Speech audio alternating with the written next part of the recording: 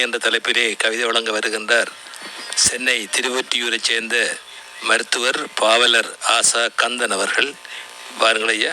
பிரசவ வேதனை என்ற தலைப்பில் கவிதைக்களம் நிகழ்ச்சியில் ஜெர்மனி தமிழருவி வானொலி இயக்குனர் பெருமக்களுக்கும் நேயர் பெருமக்களுக்கும் சென்னை திருவொற்றியூரில் இருந்து மருத்துவ பாவலர் ஆசா கந்தன் வழங்கும் கவி வணக்கம்.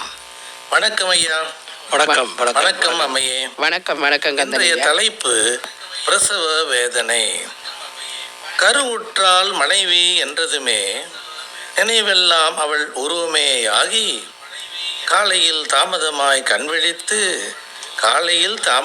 கண்விழித்து நேரத்தே துயில் கொள்ளும் வரை கண்காணித்து மாதந்தோறும் வளர்ச்சி சோதித்து மருந்து மாத்திரை ஊட்டம் சேர்த்து செலவை குறைத்து சிக்கன உண்டியல் சேர்த்து வயிற்றில் வலி என்றதும் தன் நெஞ்சில் வலி கொண்டு வாகனம் அழைத்து மருத்துவமனை சேர்த்து மருந்து களைந்து மூட்டையாய் வாங்கி கொடுத்து வெளியில் காத்திருந்து வயிறு காய்ந்து ஒரு வழியாக குழந்தை பிறந்ததுமே நிம்மதி மூச்சு விட்டு காப்பீட்டு அட்டை காட்டி மிகுதிக்கு பணமாய்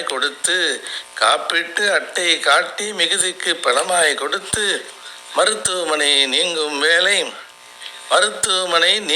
வேளை பணியாளருக்கு வணக்கம் சொல்லி நன்றி கடமை முடித்து தாயையும் சேயையும் வாடகை காரினில் சுமந்து வீடு திரும்பினால் வாசலிலே வரவேற்கும் நாளைய கேள்விகள் 100.